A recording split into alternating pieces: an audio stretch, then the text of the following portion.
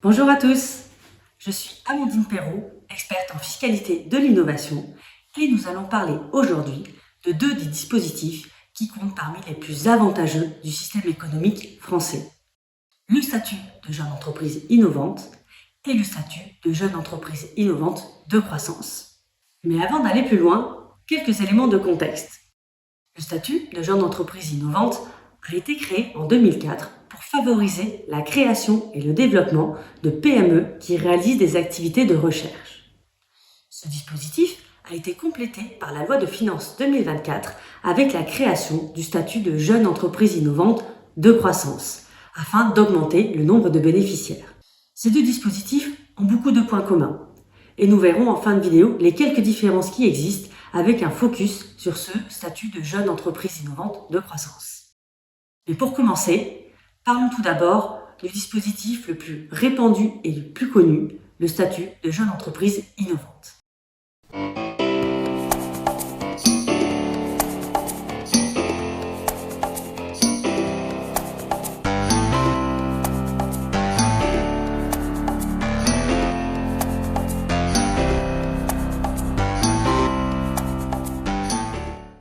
Le statut de jeune entreprise innovante présente deux avantages. Un avantage social et un avantage fiscal. Commençons tout d'abord par l'avantage le plus recherché par les jeunes entreprises, la réduction de cotisations patronales. Lorsqu'on est une jeune entreprise innovante, on peut appliquer sur les salariés qui passent plus de 50% de leur temps sur des activités de R&D une réduction de cotisations URSSAF. Cela revient à peu près à diviser par 2 le montant de ces cotisations. Ainsi, par exemple, pour un ingénieur à 40 000 € bruts, vous pourrez bénéficier d'une réduction d'environ 700 € par mois. Pour avoir une estimation des économies que vous pourriez réaliser avec ce statut de jeune entreprise innovante, je vous invite à utiliser notre simulateur. Un lien se situe sous cette vidéo. Le deuxième avantage de ce statut de JEI est l'exonération d'impôt sur les sociétés. Cette exonération est totale pour le premier exercice bénéficiaire depuis l'obtention du statut de JEI et de 50% pour le second. On parle bien ici d'exercice bénéficiaire et non pas du premier exercice ou deuxième exercice de l'entreprise. Ainsi, cette exonération peut avoir lieu au bout de la 4e, 5e ou 6e année. Attention, ces exonérations d'IS ne concernent pas toutes les entreprises. En effet, les dernières lois de finances ont apporté des modifications sur ce point. En résumé, pour les entreprises créées avant 2023, ces exonérations d'IS peuvent avoir lieu jusqu'à la 11e année de l'entreprise. Pour les entreprises créées en 2023, ces exonérations peuvent être appliquées jusqu'à la 8e année de l'entreprise. Et pour les entreprises créées à partir de 2024, il n'y a pas d'exonération d'IS. Cet avantage a été supprimé. Enfin, notez qu'il existe aussi quelques autres petits avantages liés au statut de jeune entreprise innovante, tels que par exemple une exonération de CFE ou l'accès au passeport talent.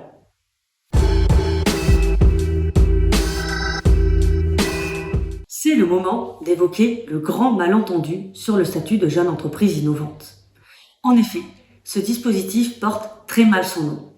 On entend jeune entreprise innovante, mais en réalité, il ne suffit pas de faire de l'innovation, mais il faut réaliser des travaux de recherche et développement R&D. Mais alors, quelle est la différence entre l'innovation et la R&D?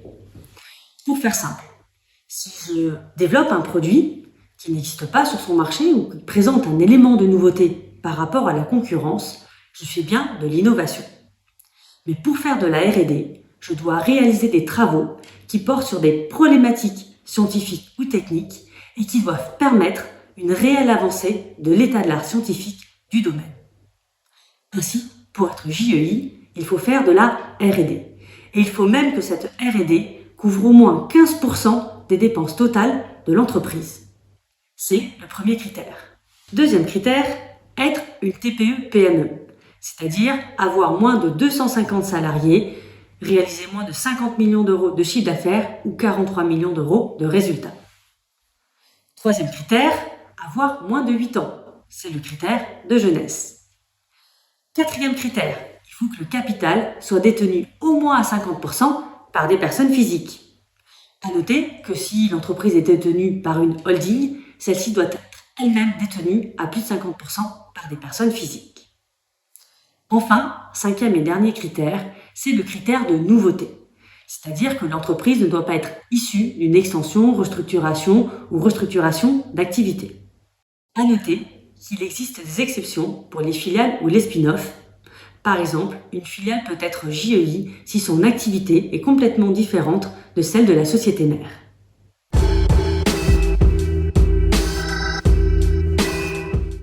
Il y a deux manières d'être JEI.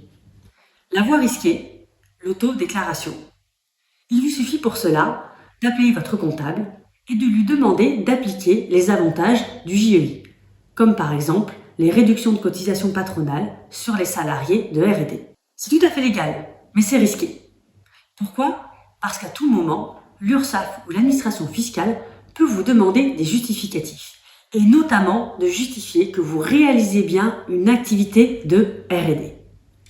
Si vous n'arrivez pas à les convaincre, vous devrez alors rembourser les sommes perçues. Ce dispositif étant très avantageux, cela peut vite représenter des sommes conséquentes. La seconde manière, c'est le rescrit fiscal. C'est la démarche sécuritaire et c'est la démarche qui est recommandée par l'administration.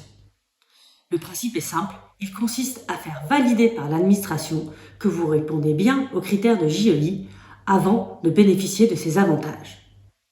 Le rescrit fiscal se présente sous la forme d'un dossier qui comprend une partie administrative et financière permettant de démontrer que vous répondez bien aux 5 critères du JEI et d'un dossier technique dans lequel vous allez documenter vos activités de R&D.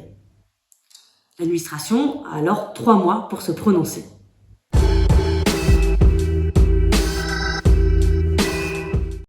La loi de finances 2024 est venue compléter le statut de JEI avec la naissance de son petit frère, le JEIC, Jeune Entreprise Innovante de Croissance. Comme pour le JEI, ce dispositif permet de bénéficier de réductions de charges URSSAF. En revanche, une JEIC ne peut pas bénéficier des exonérations d'impôts sur les sociétés. En ce qui concerne les critères d'éligibilité, ce sont les mêmes que pour le JEI, à une exception près, il est de taille. Les dépenses de R&D n'ont plus besoin de dépasser 15% des dépenses totales de l'entreprise. Elles doivent se situer entre 5 et 15%. Cela permet de toucher un public plus large. En revanche, un critère supplémentaire a été ajouté. C'est le critère de croissance. À l'heure où nous tournons cette vidéo, l'administration n'a pas encore fourni d'éléments précis. Mais d'après nos informations, la croissance sera appréciée par rapport à l'évolution du chiffre d'affaires et de l'effectif de l'entreprise. Enfin, un autre dispositif avait été évoqué, le JEIR, Jeune Entreprise Innovante de Rupture. Ce dispositif n'a finalement pas été validé.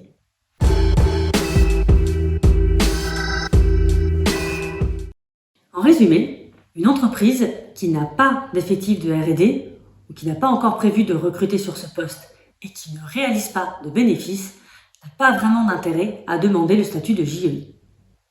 Inversement, si vous avez déjà du personnel de R&D ou que vous prévoyez déjà de recruter du personnel sur ce poste, il est temps de vous intéresser à ce dispositif et de monter votre rescrit JEI.